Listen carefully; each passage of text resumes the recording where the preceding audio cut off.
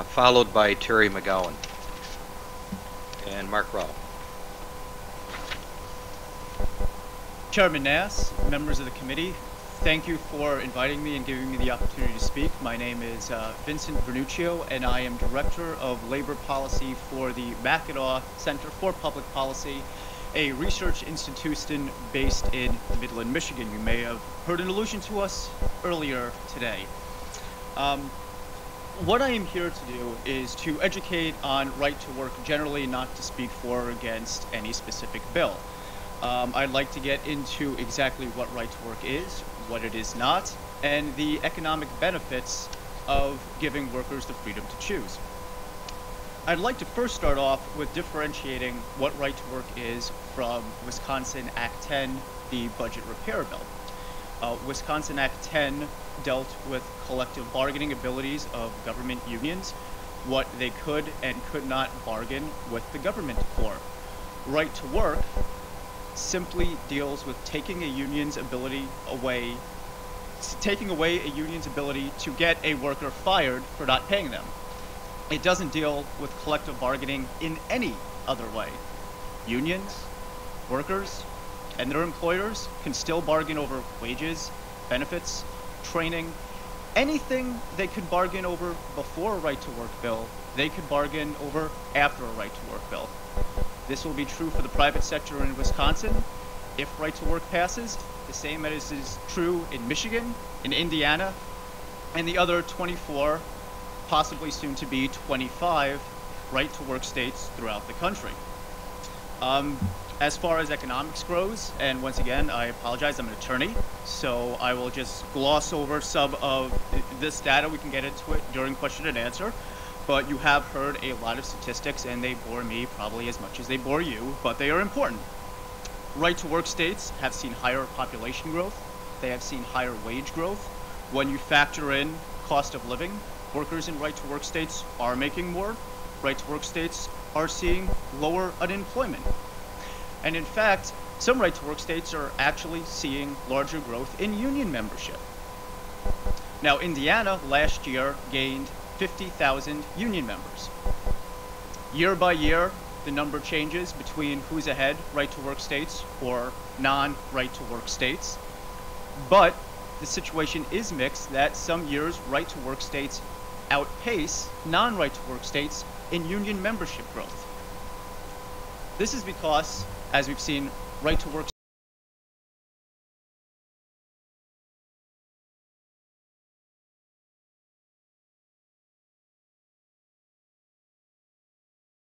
worth to their membership.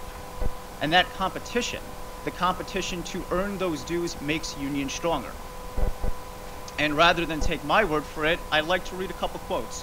One you heard an allusion to before, but I'm going to start with Douglas Pratt, who is membership director of Michigan's largest union, the MEA, the Michigan Education Association, the teachers' unions. Have we had to increase our efforts on that? And he's referring to communication with his membership, telling his members why they should stay in the MEA, even when they have the ability to resign and not pay the MEA via right to work bill. And his answer was, sure we have, and we're stronger because of it. You've heard the reference to Gary Castile, who is a UAW organizer in the South. His exact quote is, "This is something I've never understood, that people think right to work hurts unions. To me, it helps them. You don't have to belong if you don't want to. If I go to an organizing drive, I can tell these workers, if you don't like the arrangement, you don't have to belong. Versus, if we get 50% of you, then all of you have to belong, whether you like it or not." What he means there is actually pay and not belong. And his primary responsibility right now is getting new workers to join the UAW in the Volkswagen plant. And with reference to Mr. Laffer, that is a fantastic example of how members only is working. Volkswagen has voluntarily chosen to meet with and bargain with representatives from both the UAW and another union called ACE. They don't have majority support, they have a members-only contract, and they are meeting with the employer. And with regard to Mr. Laffer, I do appreciate him using the Mackinac website. And Mackinac is a nonprofit, and we provide information free of charge to anyone that is interested in learning more about the free markets and the subjects we cover. We are able to survive because we prove our worth to our supporters, and that's how we are able to sustain our funding. So I am not sure if Mr. Laffer is funding the Mackinac Center, but I would be loath to call him a free rider for using our services. And incidentally, he also mentioned that he was here free of charge and wasn't getting paid. I did a little research, and I was doing this on my phone, so I was not able to corroborate anything, so I will say A. Gordon Laffer from Eugene, Oregon, received payment last year from the National Education Association. A. University of Oregon also received several payments from unions, and what Mr. Laffer publishes in, and I believe he says he publishes footnotes, not propaganda, also has an entire page of funding from various unions. This is according to unionreports.gov, the Department of Labor website, where unions have to provide their financial filings. So back to the boring statistics here. I am from Michigan, and we did pass a right-to-work bill. Michigan passed a right-to-work bill in 2012. Since then, we have seen economic growth. We have seen 141,000 new jobs. Our job growth rate is 3.3%, which is the greatest in the region, except for Indiana, which had a 5.1% job growth rate. When it comes to earnings, Michigan's average weekly earnings, and once again, this is all from Bureau of Labor Statistics, payroll data, Department of Labor, all government data sources. The average weekly earnings since Michigan enacted right to work has increased by about 5.4%. This is compared to the national average of 3.7%. We've heard a lot about Oklahoma. Oklahoma has increased their wages from $539 a week to $551 a week in 2002, the year they passed right to work. And in 2012, their average weekly earnings was $801 per week. Indiana, which passed right to work in early 2012, increased from an average weekly earnings of $774 per week to, at the end of 2012, an average of $793 average weekly earning dollars per week. Oklahoma has also outpaced non-right-to-work states in job growth. Their average job gains, and this is from the Bureau of Labor Statistics, the payroll data forms, has increased an average of 7.5% compared to the non-right-to-work states of 7.1%. But obviously, we can go back and forth, arguing over statistics, or arguing over regression analysis, and on and on and on. But right to work is not about economics. Right to work is about freedom. It's about giving workers the ability to choose whether or not they want to financially support a union. They have the ability to drop out. They have ability to resign their membership. But in the non-right to work states, they still have to pay. And they still have to pay a vast majority of those dues. What right to work does is it makes those unions prove their worth to their members. It's going to make those unions stronger, and it's going to give workers the freedom to choose whether or not those dues are worth it. So with that, thank you very much. I would welcome any questions. Thank you. Senator Wirch?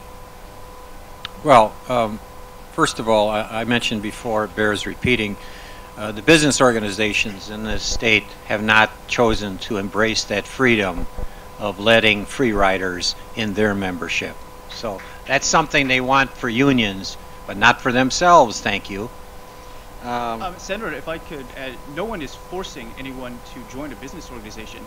And you alluded to the Chamber of Commerce before. Yes. I believe the Chamber of Commerce, when they lobby for all businesses, but no one is required to pay the Chamber of Commerce for their lobbying.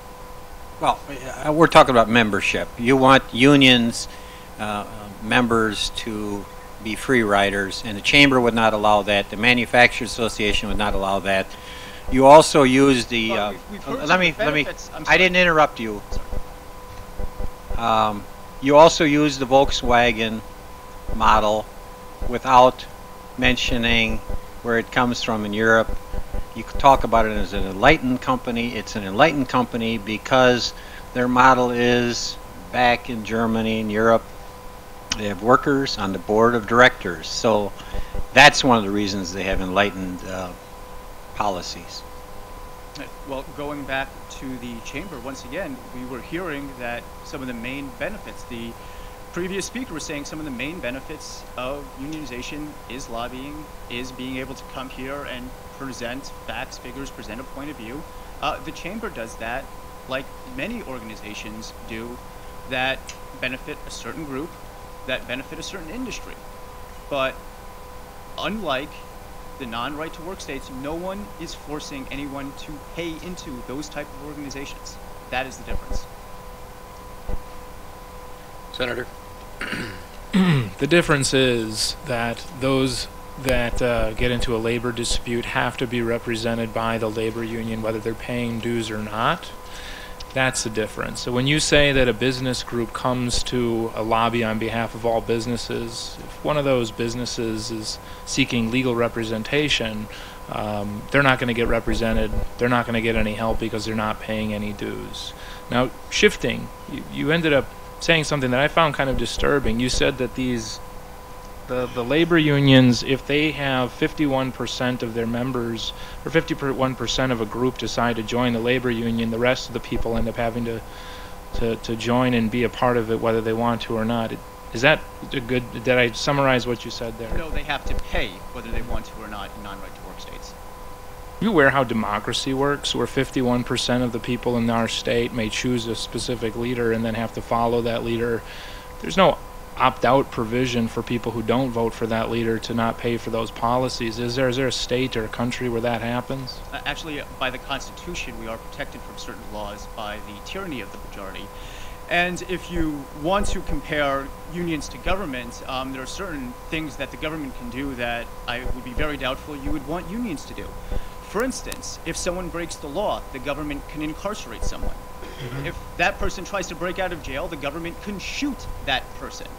I highly doubt, if you're talking about a majority, if you're talking about giving unions the power of government, you want unions to incarcerate or shoot anyone. No, not at all. What I'm saying is there a state where you can end up opt out of paying taxes? If you say, you know what, I didn't get the guy I voted for, I'm just not going to pay, but I still want to benefit from using the roads, using the schools, have police protection, but I just don't want to pay for it. Is there a state or a country where that Well, there's a where big that difference happens? between unionization and government.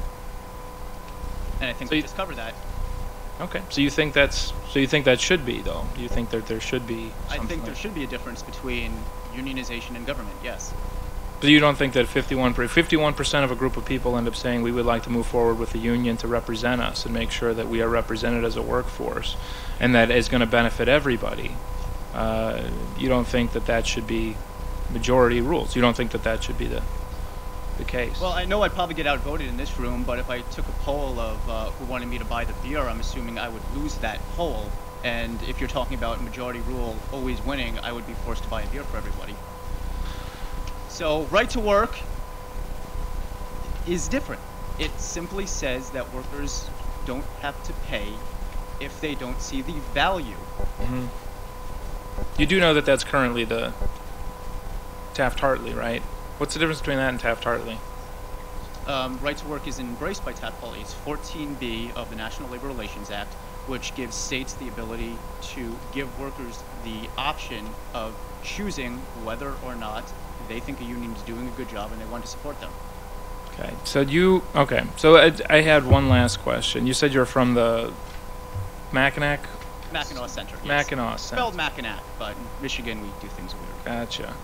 And I've asked a lot of the other speakers, where do you guys get your funding from? I am not in the development department. I am not at liberty to say. We get funding from donors large and small in Michigan and throughout the country, from foundations and from individual donors, and I'm sorry I can't be any more specific than that. Gotcha. Bradley But Foundation? those donors are voluntary. And that is what the difference between being a nonprofit, voluntarily providing information, proving our worth to our supporters, and what unions can do in non-right-to-work states. Right. The Bradley Foundation's one of those, right? I feel like I just want to make sure we've got a consistency. We're batting 1,000 so far, guys. Bradley Foundation is one of your funders from everything that I could find, as well as the Koch brothers and the DeVosses. Does that sound familiar? Well, whatever you're looking at, that's for you to say. I don't know. I mean, you question the integrity of one of the previous speakers based off who paid for their stuff. I find it questionable if you don't know who's signing your checks. Well, I didn't start my testimony by saying I was not paid to be here. Didn't end it either. I'm going to remind the childish behavior over here, a little respect for the people who are testifying, and if I have to, we'll identify people and remove you. It's got to stop. Thank you. Senator Weingart. Yeah. Thank you, Mr. Chairman. I just have a couple questions. I believe it's Alaska. You don't have to pay tax because they get the oil. I believe they pay you, don't they? Yeah, It's nice. don't I wish. Yep, yeah, you actually get a check from them. And it might be warmer there, too. Just as I just wanted to refresh your memory there. Secondly, do you have individuals that you've talked to, business owners and stuff like that don't want to identify themselves because they're concerned about repercussions for what they might feel about right to work? It's not just repercussions. In Michigan. It is illegal. A business cannot say we're locating to a state because of right to work. And that is crystallized in what we saw several years ago with Boeing, where the Obama administration, because there was a thought that Boeing was actually opening up a new plant, but there were allegations that they were moving a plant from Washington State, the non-right to work state of Washington State, to the right to work state of South Carolina. And because of the allegations, there was a possibility that the government could force them to move back. So it is actually illegal for a business to say, yes, we are going to a state because of right to work. So, but as you're talking to individuals and individual business owners that are telling you that I'm supporting right to work, but I don't want to be public about it, did you have a lot of those individuals too? We've had conversations. The best thing I can probably point to is Site Selection Magazine, which said right after Michigan went right to work that now they would not be automatically crossed off the site selection list for new plants for recommendations, and that right to work would probably help be a part of. And right to work is not a panacea, it is not a silver bullet, but it is a part of a larger economic package to attract job creators and bring jobs to a state. Thank you. Thank you for your testimony. Thank you.